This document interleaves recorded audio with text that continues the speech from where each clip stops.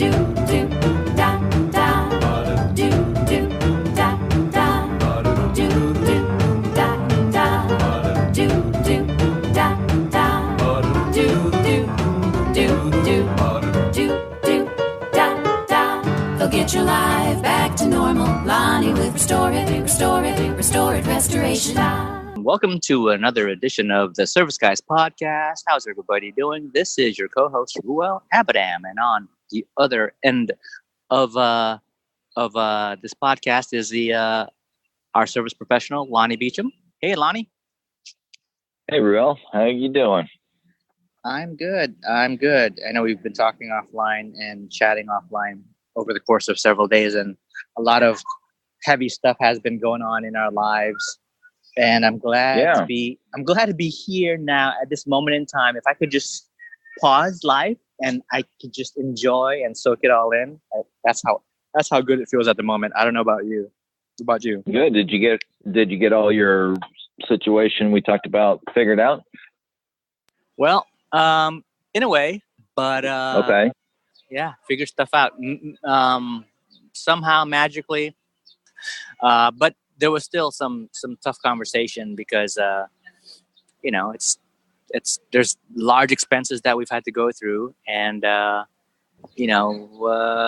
good news is I have the vehicle out of the shop and we're able to drive it, and it wasn't as big of a deal as it turned out to be for overall.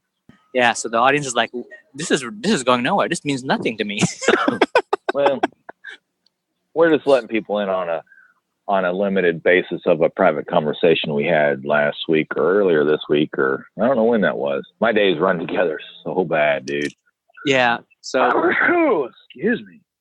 So folks, just know that I was having a really rough time, and there's just a lot of rough stuff going on in both of our lives. But I was having a really low time, and I reached out to Lonnie just to sort of chat because.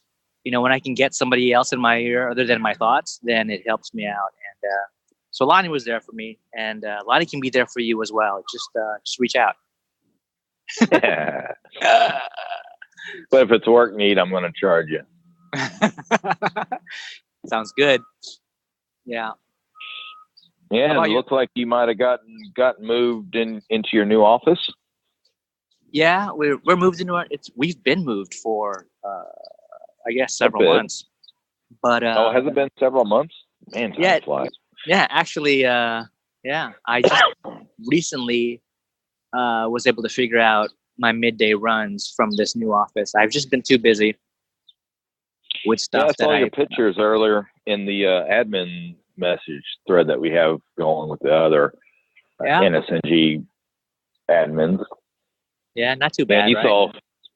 Yeah, you saw me unload a little bit the other day. This has been a crazy, crazy week. This has actually been probably one of the worst weeks I've had in a long time with all my mama drama and daughter drama. Yeah. I don't know if I told you this, but I spent the end of last week and the beginning of this week moving locations for my business. And so I'm now in my new area, and I'm not quite set up. I had to shrink down and had a big outfit move in and rent the whole warehouse where I was at. I just had I had 2,000 square feet or 2,500 or something square feet inside of a bigger warehouse. That was mine. I had a chain link fence and a pen and stuff. And then all of a sudden, I was on a month-to-month, but it's been like this for 4 years. The place has been vacant for 27 years that I know of. And I was like, yeah, whatever. Nobody's going to rent 60,000 square feet. And they moved in, and I was given a 30-day notice to move out. So were 8, 10 other businesses, HVAC guys and pressure washing guys, and even some RVs that were parked in there for the winter. We all had to move, and we all got told, oh, you got 30 days. I'm like, oh, well, that sucks. But I got 30 days to find a place to move and get relocated and do all the deposits and rent and, all that jazz. And but then all of a sudden, like the people that were renting up space, it's a pallet storage company, and like I guess one of their biggest clients is Scholastic's books. So all your children's, storybooks and school books and stuff like that is sitting in my old warehouse. 70,000 pallets needed to be stored somewhere. So they rented that place, and then I've had to take care of sick mama, take care of the business, take care of the family, take care of Ruel, and move my business. And man, it's kind of rough. So now I got a lot of this. Oh, and the place I moved to is semi-temporary, just a place to go for right now. I can stay here forever, but I shrunk from 2,000 or 2,500 down to 500 square feet, and I can't get my box truck, the one that it can't freeze. I can't get it in the building right now, so I got 9 months to figure out where that's going to go. So I might be moving again here before winter. Might be buying a building, might be building a building, might be renting a building. I don't know. So that was fun. Wow. So the Scholastic Books folks are trying to take out all of the service guys who use the old facility. So that sucks. And where I wasn't perfect, but it worked. And a lot of the guys I either already knew or got to know, and we'd send work back and forth, and we got finally to the point where we all had a key hidden on the outside of our chain link fence pin, but we just know each other and trust each other, and like, if you ever need something, here's where I hide my key, and they knew where I hid my key, and stuff like that, and in fact during the winter when the big roll up door was closed, we just closed our pin. We didn't even lock it and secure it because the door, the big door was closed, so it was just people that had the garage door opener that was coming in. And it worked, it functioned, it had a lot of inside parking, and so now I'm in a different spot, and I kind of like where I'm at. I'm gonna make it work. It eventually I'll have everything. Right now, everything's just sitting in 5-gallon buckets or boxes or on a pallet, and eventually I'll get it all worked on, put away on the workbench and or the shelves that I have, and it'll by this time next week I'll have it all squared away. So before you left the old place, did you happen to leave your mold experiment there and kind of let it go rampant? Well, I had to rip that down as soon as I was done with it. Landlord said I had to take it down. So that already left months and months and months ago. I thought you would leave it as a present. Well, I wanted to leave it up because I had a lot of uses for it. I mean, I could have used it as a drying chamber if I needed to bring, your wet couch back to dry it out or something. I could have done that, but oh well. It was worth the investment of time and material to get that experiment done. Yeah. What else is going on? Well, man, so this week has been very brutal. Just dealing with sick mama, and mom's needing to sell her house, but then we got Medicaid issues, so that's not a quick, easy decision because there's ramifications of selling it. And then yesterday, so here's one thing I tell the listeners: if you ever get into a situation where you're taking care of a sick loved one and you need power of attorney, you have to have everything spelled out on paper, every conceivable financial situation spelled out on paper. Well, so once I got this power of attorney, I thought it was just carte blanche. I thought it had everything covered. So it turns out that it didn't explicitly list that I could do anything on my mother's behalf for her business checking account. So one day when we were in town for a hospital visit, doctor's visit, I said, Mom, we got to go do this. I need you to add me to this to your account so I can, do your stuff. And you're like, okay. So then, yeah. So all of a sudden, mom has a delinquent account that's literally with probably next week will be, she'll be sued. And they were trying to list me in this lawsuit because they thought I was part owner of this account. But long story short, I'm not being sued anymore. But yeah, I spent half the day yesterday dealing with the bank and the bank's attorney and trying to figure out, what their information, how it, works with recollections. I mean, we're talking stuff from 1996, 1998. And it's like, I don't remember 1996. I was, I was like 21 years old. I was a college student, and it was a bad day yesterday. And then, but I got official paperwork from the bank apologizing for the mix up, and we're not actually, I'm not actually being sued anymore. So that's a positive. Yeah, but you could have had a heart attack in the process, right? Right. So we get to talk trash about him for a little bit on this podcast. Right. And then, lo and behold, I picked up my baby girl, took her home, and walk in. I was checking the mail and getting a cup of coffee. Excuse me, I got a bit of a tickle in my throat. So I walk in. My oldest daughter is in tears, and I'm like, "What's up?" And come to find out, this is funny. And I even thought it was kind of funny yesterday, but it was kind of serious too. So my daughter gets hauled out of class by the school resource officer. Her and another student gets hauled out of class for drug dealing. No. Yep. We got it. So let me set the scene. Yeah. We got 15-year-old freshmen in this room, right? 24 of them.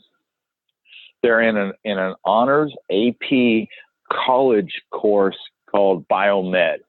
So every child in there is like, it's actually a college course for freshmen. So by the time my daughter goes through her 4 years of high school, she's going to graduate high school with like 21 college credit hours, right? So every child in there is very brainiac. My daughter has like a 3.95 GPA. She's that kid that cries if she misses a question on her test. And she's a rule follower. She's very nerdy. I would swear she wasn't mine if she didn't look just like me. And if I wouldn't have watched the birthing process, I was like, where is this girl coming from? So here's how a zero tolerance drug deal goes down, right? There's a zero tolerance drug policy in our public schools here, and no deviation from it. So her friend is he's one of the freshman track stars, and he's in this class, and he was saying something about his knee hurting from track practice the night before, and she offered him Advil. Wow. 200 milligrams of Advil. And not only did she do that, I mean, she was so diabolical in her drug dealing that she actually had this boy text his mom to see if it was okay for her to give him some Advil. And mom says yes. Little boy says, my knee hurts. Mom, can I have some Advil from Olivia? And mom says yes. And the teacher sees this drug deal go down and comes over, confiscates the drugs, and calls the school resource officer down, disrupts the whole class. He comes in, escorts my daughter and her male friend out to the principal's office, right? And and then next thing you know, the cop is doing a search on both these students, my daughter and this friend, right? Well, lo and behold, my daughter actually, I didn't even know she had this on her, and who knows how old it is, but she had some Symbicol. It's an herbal cold remedy, and it works awesome. It's good. So they find more drugs on her. Ooh, we Advil. and we got Symbicol, and it's literally like just crushed up flowers and herbs. I mean, that's all this is. Oh my God. So my daughter, you know, well, they call my wife. My wife's on the phone with the principal. As I'm hearing this, I'm driving to the school because I want to hear this firsthand. So Yeah. Having a good conversation, you know, we weren't mad. I mean, you know, we tell the girls like, hey, actions have consequences, you know, follow the rules. If you disobey them, you know, you got punishment of some sort. Well, lo and behold, we did not know that the schools actually want the students to bring in all their ibuprofens and, you know, prescription drugs and inhalers and all this stuff. They want that to be processed through the nurse, and you go in as needed to get your ibuprofen. And I'm like, really? That's stupid. And yeah, and the administration, they were good. They totally understood the situation. 2 honors, you know, straight A students helping each other. Track star, tweaked knee. Friend, you know, Livy has some ibuprofen. She gave him 2 of them.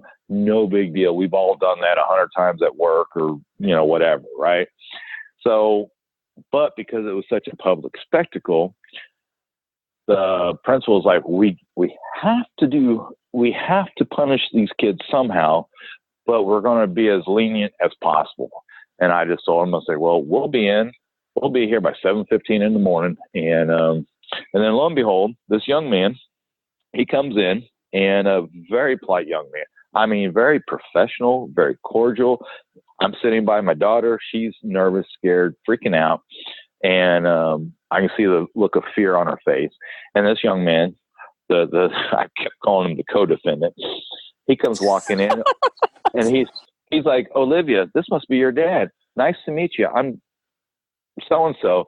And he reached out, shook my hand, man to man. It's like, you know, and yeah. But because it was done in such a public spectacle, they had to give both my daughter and this kid a reprimand. But they're like, you know what? We could give them 1 to 10 days of in-school suspension or so many days of out-of-school suspension. We could do the whole, you know, family detention center for basically jail for kids. We could have the cops involved. But they're like, you know what? Let's just, you know, we'll give her 1 day of in-school suspension. We will keep everything off the record. You know, no, nothing that's going to transfer to the 10th grade or any other school if we move. No law enforcement's going to be involved. No family court. No nothing. And I'm like, sounds good to me, because it's like, you know, I get it. The few always ruin it for the many. Something innocent like this, it can't, you know. And then the principal's like, you know, it could have been ecstasy, or, you know, it could have been something more dangerous. And if we let this one go, then the next time. And I was like, I get it. But hey, so she's sitting in a special room, and not with the rest of her friends, and and she's all embarrassed. This is a girl that will not buy her feminine product needs from a male clerk at Target or something. It has to be either a self-checkout or a female clerk, because that's too embarrassing to, you know, buy pads or whatever she uses. I don't totally know. How's she doing now? Oh, she's bored, because all her coursework, she was totally done within an hour. And she's just been sitting in this room all day. No phone, no computer, no nothing, just sitting in this room. Not bored. as bad. not as bad as she feared, right? I mean, that's basically detention, yeah? Basically is all it is. In-school suspension just means you don't socialize with your friends. You don't take the regular, you know, bathroom breaks as everyone else. You don't have the 5 or 10 minutes between class. You don't take normal lunch. You eat in that room. I mean, she's confined to this room. So, yeah, it totally sucks. But it's kind of funny at the same time that she's like a drug dealer for Advil and Symbicol. Yeah, but what the audience has to realize is that you, as a parent, are dealing with that with already that whole lawsuit thing going on. So you laugh, you start to talk about your daughter's situation and giggled, and I love it when you giggle about stuff like that. But yeah, I can only imagine it. It wasn't funny then. Yeah, and I didn't know whenever all this was falling in my lap, I was not. I really thought I was being sued, and I didn't know until after all this transpired that I wasn't sued. And I got paperwork from the bank saying that I'm not being listed in the lawsuit, but my mom is. So there's that. Wow. Yeah, see, a lot's gone on since we held off from podcasting because I had to go on vacation. Yeah. I think we podcasted last week, didn't we? No, we couldn't have. No, we didn't. I don't think so. I think life was just too big. Yeah. So Monday, I have a PET scan with my mom for her cancer to kind of gauge where we're at. She has 2 more chemo treatments, one this a week from today. So Monday on April 15th, the tax day, she's getting a PET scan. Then I got an appointment with an attorney to figure out her unique home selling situation. And then Wednesday, we're going to St. Louis to go into Barnes Jewish Hospital or Siteman Center and to see if she's a candidate for stem cell transplants. And then that's Wednesday. And then Friday next week, we have chemo treatment number 5 out of 6. And then 3 weeks after that, about May 10th-ish or so, something like that, is our final cancer treatment. And then Mom will have another PET scan, ultrasounds, MRIs, that sort of thing to see where we're at and where we go from here. Yeah. Well, hope everything turns out positive after all of that, all of the treatment. Yeah. Meanwhile, she's needing to sell a house. You should come by her house, Ruel. I'll sell it to you cheap. We can set you up in a couple of different IT jobs here locally, and you can live in a private on a private lake right on the point. Have about a full acre, semi-flat, just a slight sloping incline, nothing crazy, and you can go fishing every night. You can walk around the lake every night, go swimming, go paddle boating. You can go pontooning. You can have a life right here in mid-Missouri. All right, I'll think about it. I'll share that information with my wife. Yeah. I'll need you to deal with all of the smoke damage, right? Yeah. Yeah. That's an issue. That's going to be an issue. But thanks for the offer. So let's think about that. What's going on in your world? Well,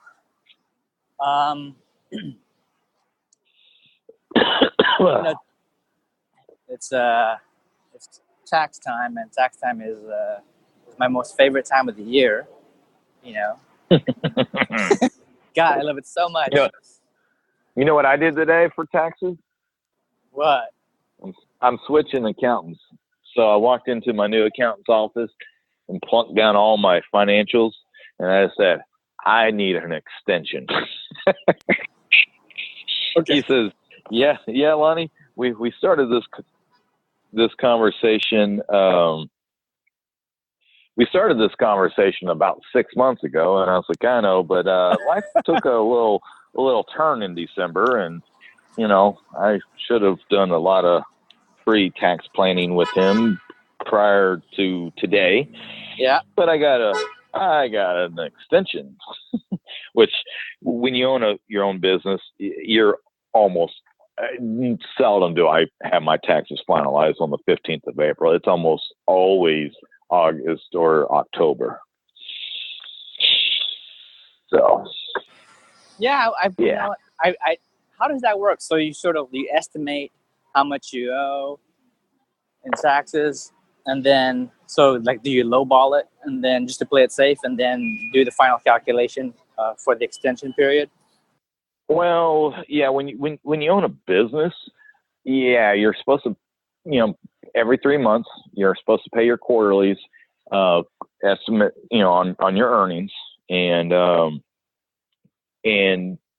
yeah, do it every 4 months or every 3 months, and boom, you're golden. You don't, you can get it down to where the final payment is plus or minus what you think it is. That works perfect if you have a restaurant or a bowling alley or an IT company, or maybe not an IT company, but if you have a business that you know every day of the week about what you're going to gross, you can figure out what you approximately net each day, and you can pay your quarterlies a lot easier.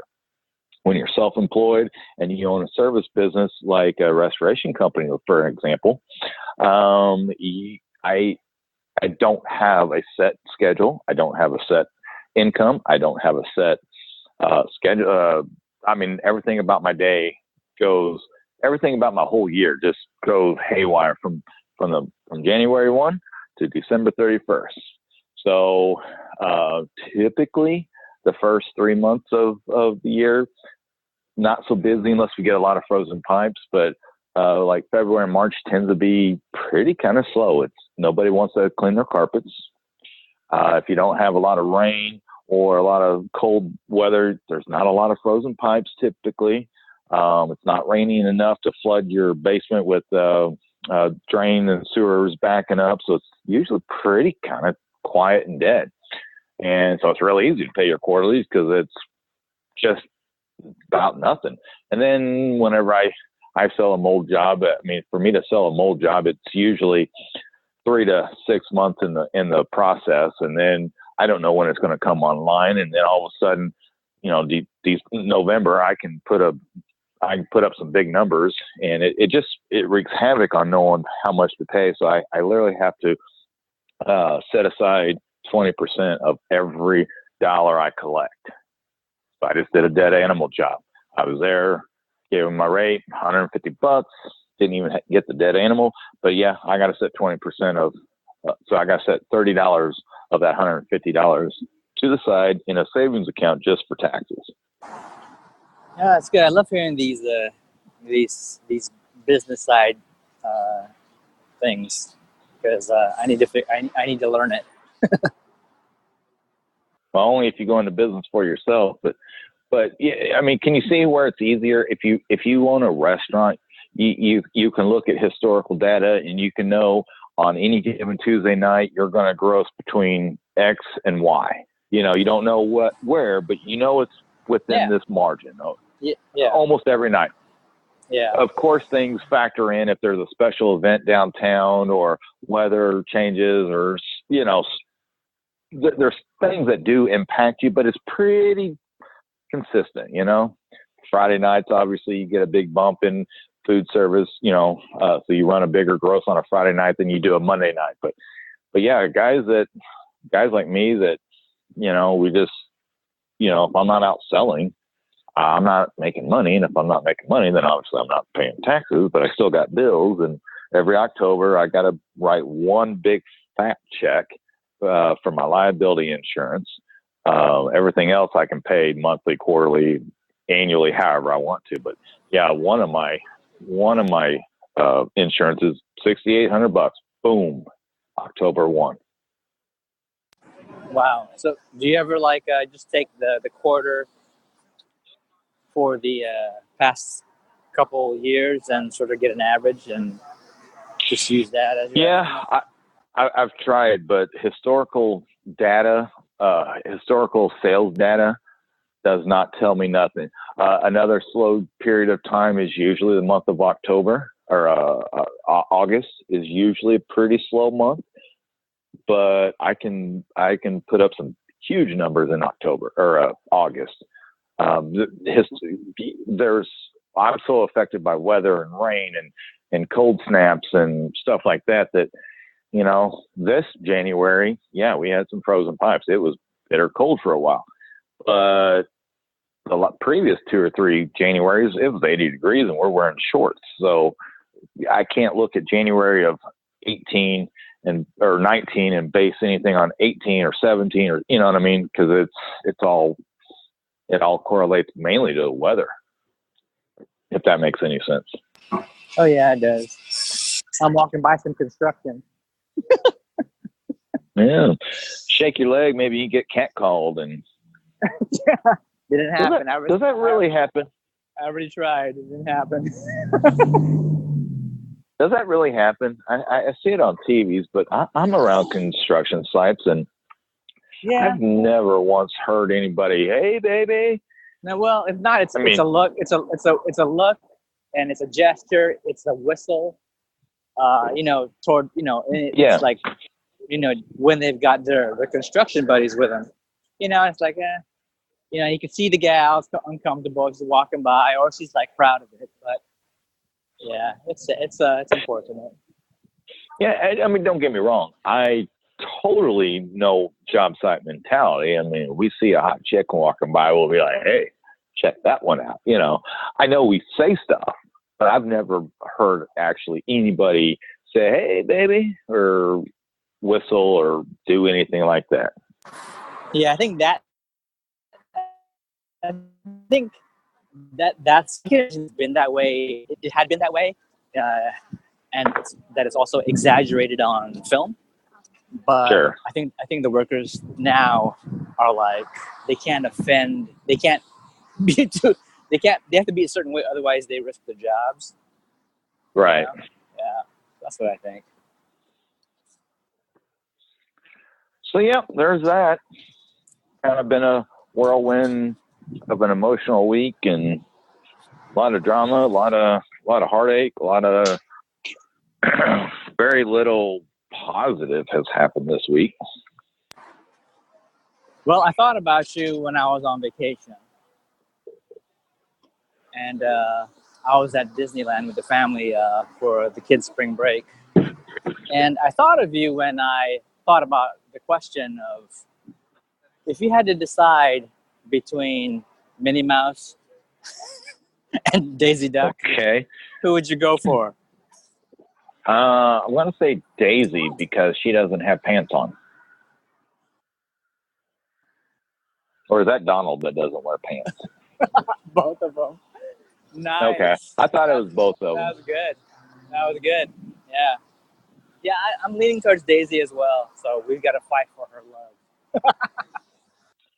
Yeah, it's a lot less effort if they're already bottomless, so you know how it is. Yeah, the family was out in one of the parks and, got a celebrity sighting. It was kind of cool, but... who? Anna Vicino? Yeah, no, I didn't catch her. But I don't know if you're familiar with the group 98 Degrees and the guy Nick Lachey. I've heard the name, but I wouldn't recognize him if I ran over him. Yeah, I think there was a time and place where it was Nick Lachey and Jessica Simpson were a thing, and on TV and everything like that. Oh, what was he on? Yeah, anyways, he was on reality TV, but anyway, okay. saw him at the park pushing a stroller. He was apparently with his wife, and who's a celebrity in her own right, I guess. And I thought that was kind of cool. But then a couple of days later, we found out that we missed the cast of Avengers at the same park. So we were at the park at the same time, but we were the opposite end of the park and totally missed as the Avengers. Yeah, Robert Downey Jr. and that whole crew. Yeah, totally missed them. Huh. Wow. Yeah, see, that's what happens when you're out in LA. You get to see people that you see on TV. Yeah. Well, we missed the Avengers. It was just bad timing, but at least we caught somebody, And I've seen other celebrities at that park in the past. One of the actors on the original Transformers movie, or a couple of those movies. And then Ryan Reynolds was at one of the hotels we were cutting through. It was kind of cool, Ryan Reynolds, Green Lantern. Yeah. I know Ryan Reynolds' name, and yeah. And actually, in fact, what is today? Friday? Wednesday. So I happened to call our friend Vinny. You don't know this information yet. So yeah, I happened to call him just because it was just one of those days, and he's been through chemo and everything, and lo and behold, he was recording the Monday podcast with Anna. So I guess I got brought on the podcast with Serena, and Anna was there, but I couldn't hear her, and that was kind of cool. That was kind of fun. Yeah, how is Vinny and Anna doing? I think good. I haven't talked to Anna for a bit, but actually, I was on the podcast for, I don't know, 10 minutes or something like that. And then, good. Then Vinny called me back after the show was over. And then I was on the phone with him whenever his sick dog, Stella, she'd been laying there since her surgery since Monday. And all of a sudden, while I was on the phone, Vinny and Serena started like screaming for joy because their sick dog decided to stand up and needed to go outside and use the bathroom. It was kind of cool. Like, here's some celebrity types or, fringe celebrities. And he was like, they got the same pet drama that you and I have, when you got sick puppies and, vets and stuff like that. And they're like, oh, I got to call you back. Stella's standing up. She has to go outside. And we're like, all right, talk to you later and see you. There you go. That's funny. That was kind of cool. Yeah, that was cool.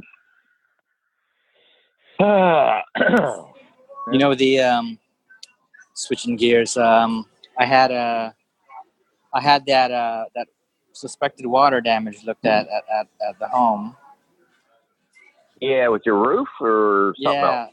Yeah. So the roofer came by. He took a look at what I was seeing from the inside. Then he got on the roof and he inspected some stuff, and he saw that there was a cracked tile, and it was also out of place. And and then proceeded to look at the rest of the roof. So he thinks that where that cracked tile was may have been the source of the moisture that was causing. Sure, thing in the makes inside. sense. So that's we don't have a lot right? of tile roofs. Yeah, we don't have a lot of tile roofs in my neck of the woods, but I see them. I mean, I know just book knowledge about them, but that's okay. cool. So you got some roof damage. That's gonna have to get fixed, and I was supposed to. You know how I was gonna fly you out over here to fix all of that dangling cable that was coming off of the satellite dishes and stuff. Yeah. Well, they resolved that as well. Sorry, Lonnie. Well, that's all right. I won't get to meet you anytime soon then. I'm heartbroken. Yeah, there was something else. Didn't you have? Ooh, it's coming in.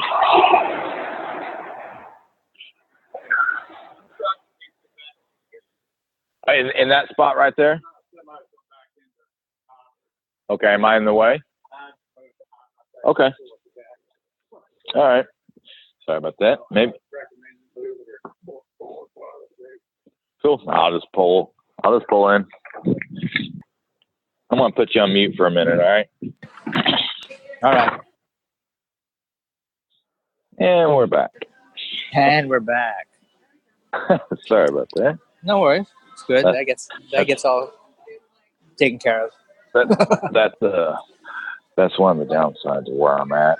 My immediate landlord can just walk in at any given moment. He raised my door, and I got a tractor trailer right outside my area, so I had to move vehicles around. And then he wanted to talk for a minute. And I was like, dude, I don't like you that much, but oh well. Is that what he told you? No, that's me whispering, talking under my breath because I don't want him to hear me. But I got you. So I'm back.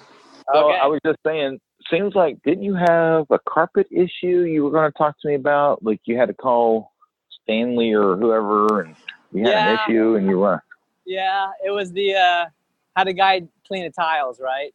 And his solution made its way towards the carpet where the tile meets the carpet. Because little did we know that the floor isn't, it's not level at to some degree. No more. Okay, that's good to know. I just thought I had a really, really crappy house. But so all of that tile juice, I don't know what you want to call it, grime and tile juice, it just worked its way onto the carpet. I'm like, oh, look at that. We've got like, I don't know, it must have been like a 15-inch diameter blotch of blah on the carpet. And he took care of the tile, and then he hit the carpet. I guess that's terminology for carpet cleaning, folks. I'll hit the carpet, and which I interpreted as he would take care of running the cleaner through it, and he left, and everything dried out, but that spot stayed there. And I talked to you about it, and I had to promise you that I was going to call the guy right back and let him know, because service guys don't really like it when customers say, hey, like a year ago, this happened. Yeah, right. Even 3 months ago. Okay. So yeah, I never called the guy. I waited until my wife and I decided it was time to get them over again, because we're on some sort of plan with them where we get X number of cleanings paid up front so they can come in, and an X percentage of other additional services should we need additional services. So the guy came in, and I always ask for the same guy. He came in with I guess a junior tech he was sort of mentoring. Right. And we had them do the master bedroom carpets, and did some of the high traffic spots as usual. And I pointed it out. I said, this is what happened last time. And he was cool about it. He's a really nice guy who remembers the job, and he remembers the spot. Okay. So he was there. Okay. Yeah. So, bottom line is he actually cleaned it out. So it wasn't as bad as I feared. Okay. So it didn't bleach out or oxidize or reduce. Reduce is another fancy term, but so it didn't stain your carpet. It came out. It just came out. So yeah. Who knows what's going on under the carpet, or even under the tile for that matter. Yeah, but let somebody else worry about that someday. Oh, speaking of tile, I was working on some an infographic and a blog post, for the site. Yeah. So I sent some text your way. I just need you to review to see if you could agree with what was written out. I did. I saw that you texted, but I didn't read it. So I know. I did see a couple. Like the first word I noticed was it said something about shampooing carpets, and that's a 1970s term that is no longer adequate. That's me. I live in that era, buddy. Right. I mean, we're both vintage, early 70s, early mid 70s. So. Yeah. So the idea was, I saw some information on spring cleaning. I'm like, okay, that makes me curious. What the heck is spring cleaning? I mean, I have an idea, but what do people write about as far as spring cleaning? And then I narrowed it down to, what of these things should people hire out for? And then that's why I formulated, that short list, and it's digestible. And I figured I can make an infographic as well, and and try and make an interesting post that's worth sharing, and try and draw some interest towards the site and all that, and obviously to restore restoration. And I have a couple others that I'm planning on working on as well. It needs to happen. Yeah, and I still need to email you that link to get online scheduling set up for my website. I got it on Facebook, but when all the lawsuits and all the drug dealing is done, just send it my way. Right. Yeah. Spring cleaning is actually a good topic to talk about, think about, because, I don't know about where you're at, but we're already starting to hit mid 70s, or, low 80s, and people are starting to think about their air conditioning units. And one of the things that's really recommended to prevent a guy like me having to show up is to have your furnace system service. Just check out the Freon, have them blow out the condensation line. That's what gets me in the door a lot of times is something over the winter gets clogged up or falls in there, or gunk, bacteria builds up in the drain line, and as soon as you kick your AC on, then it basically I don't know if you've ever, do you know much about AC or HVAC systems? I mean, have you heard the term A coil? No. Okay, so inside of every air conditioning unit is what's called an A coil. It's essentially, if you think about it, it's kind of like two radiators in your car slapped up together that looks like an inverted V, but they call it an A. And it's just some coils. It's just literally a radiator is all it is, and it pulls the heat out of that's the AC unit picks up along the way. So it pulls that out, and then when you get hot air mixing with cold air, there's always condensation. So at the bottom of the A coil is what they call the drip pan, and the drip pan always has PVC or copper or some sort of tubing, drain tubing that allows that water that falls through the radiator to pull the humidity out of your air.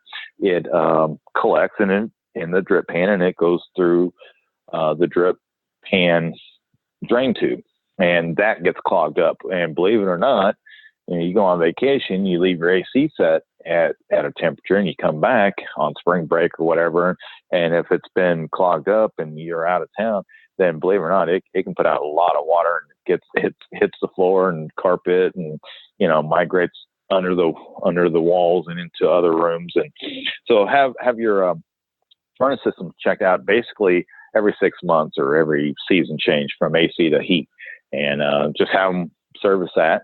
And also, if it's leaking Freon and stuff, you're going to spend a lot more money trying to cool air. That the system will have to run longer if it's not functioning properly. So have your blower motors checked out and blown out and cleaned out if needed. And and then spring cleaning is always a good time. I always recommend my customers, instead of just hooking up your faucet outside to the garden hose and start going into immediate pressure washing or watering or gardening or whatever, just like actually turn it on and have two people, one inside and one outside. You just turn it on, see if water starts spewing out. If it starts spewing out, then obviously you just shut that outside faucet off, and it'll stop the water from migrating and getting worse. And you can call a guy like me and get you dried out a lot faster and cheaper and easier than, still got to, usually depending on where it's at, you always got to, when it's frozen, got to get a plumber involved, and they got to change out the faucet so that if it's in a interior wall cavity that's drywalled on both sides, then there is a hole that's always cut to make that happen, and pop a new faucet in there. No big deal. Pretty simple, but you still got a drywall patch. You still got a paint or wallpaper or whatever your wall covering is. You still got that little bit of issue, but yeah, you don't want to be out there washing your deck and stuff when you're flooding your basement. So that's always kind of good to have, got a husband and wife. If you live by yourself, then maybe call a neighbor over and just, hey, go outside and turn my faucet on and let me see what I'm doing. And then, obviously you're cleaning. It's a great time to clean your downspouts and your gutters. Those are, that's another major source for a guy like me having to show up, is this time of year in the spring when it starts raining and you've had leaves and, just winter twigs and limbs and stuff falling from the winter into your gutters, clogging up your downspouts. And then when they overflow, that water falls right near your foundation and it'll seep into your basement. So just get out there and go clean your gutters. And while you're up there, check, see if you can see daylight, or, look through your downspouts. If you got a tall, like you sound like you got a 2-story gutter, Take a garden hose up there with you, shove it down there, just make sure that water is flowing out and clean out any debris that's in the downspout, blow it out with water and good to go. That's kind of like a service guy's point of view on spring cleaning. Nice. So get your furnace serviced and, do the hose test to make sure that you don't have any broken pipes and that'll cause you to flood your basement. Yeah, and then while you're in the basement, everybody has a floor drain somewhere. It's always a good idea to just dump a little water in your floor drain, just to make sure that it's not puddling, blocked up and coming out, backing up. It's much easier to do, if you dump a gallon of water in there, it's much easier than dumping like a washer's load of clothes, down the drain. So you might need to get a plumber involved, get a snake ran through your drain. But it's always a good idea. Anytime you're in the basement, you got a floor drain, if you got one out in the garage or whatever, just dump a little water in there.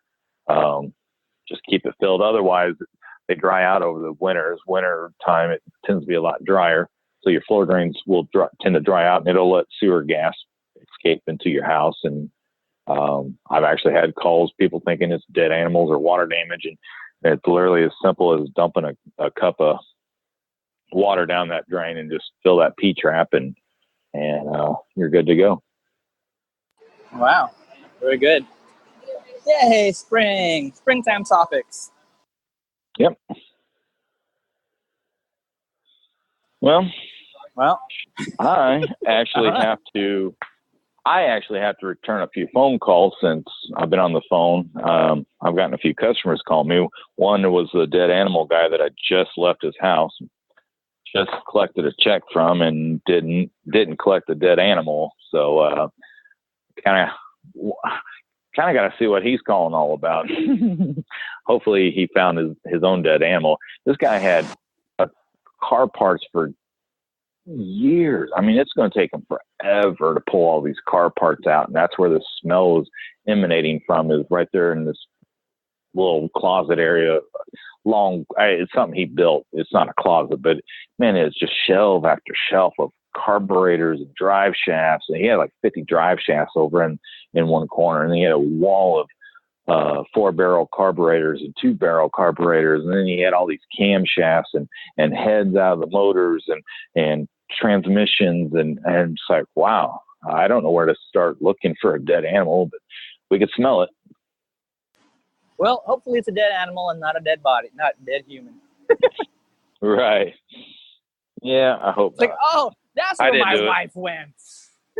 Okay, I had her involved too. I had her helping us smell, because women do have a better sense of smell than a man. So, I did have her getting involved every now and then. Nice. Awesome. Well, then let's wrap it up. Yeah, let's do it. Okay, folks, that concludes another episode or another edition of the Service Guys podcast with Lonnie Beecham at Restore It Restoration and myself, Ruel Abadam. And to wrap up, Lonnie, that's where you say you get your life back to normal. Or something like that. God damn it. I'm just laughing. This is another Service Guys podcast brought to you by Restore Restoration. I'm Lonnie Beecham, and I want to tell you, get your life back to normal. Let me end the recording. That was funny. Well, thanks, everybody. This concludes another episode of the Service Guys podcast. If you like what you hear, follow the podcast. Subscribe and leave a rating and review on iTunes and Google Podcasts and all that good stuff. We're on social as Service Guys Pod on Instagram, Facebook, and Twitter. And Lonnie, this has been Lonnie Beecham with Restore It Restoration, and I want to tell you, get your life back to normal.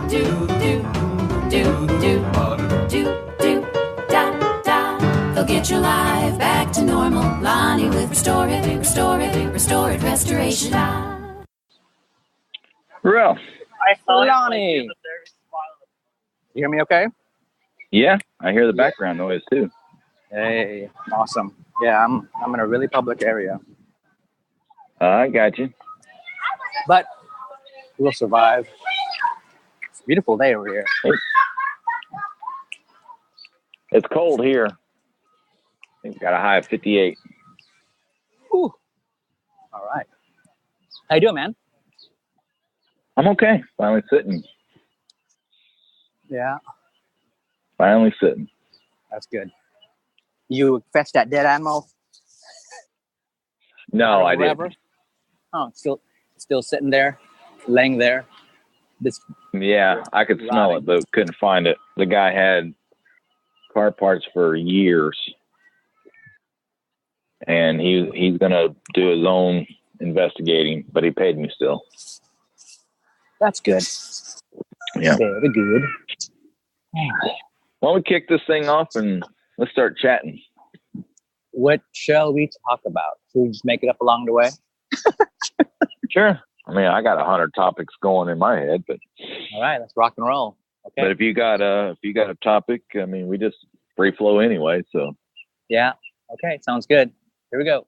all right. This has been another Coffee with Heavy Cream production.